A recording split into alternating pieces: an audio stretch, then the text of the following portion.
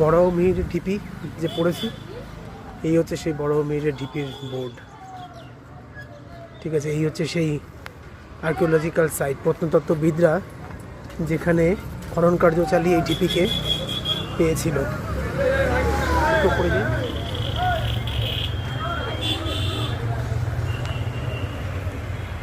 এই হচ্ছে সেই ঐতিহাসিক স্থান যেখানে খনন কার্য চালানোর পরে বিভিন্ন ঐতিহাসিক জিনিসপত্র প্রত্নতাত্ত্বিকবিদরা আবিষ্কার করে, যা এখন মিউজিয়ামে রাখা আছে। জায়গাটার নাম চন্দ্রকেতুগড়।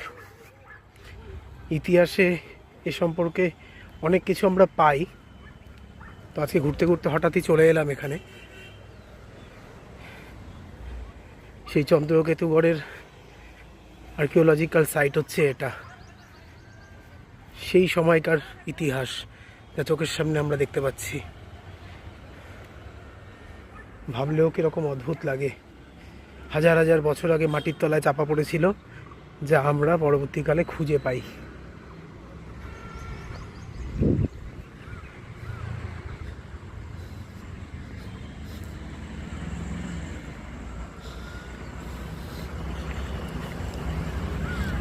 বরাহমিহিরের ঢিপি বলে পরিচিত সেই জায়গা।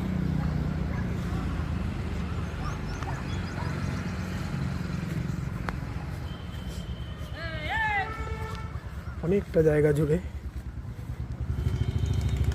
এই জিনিস পাওয়া যায়।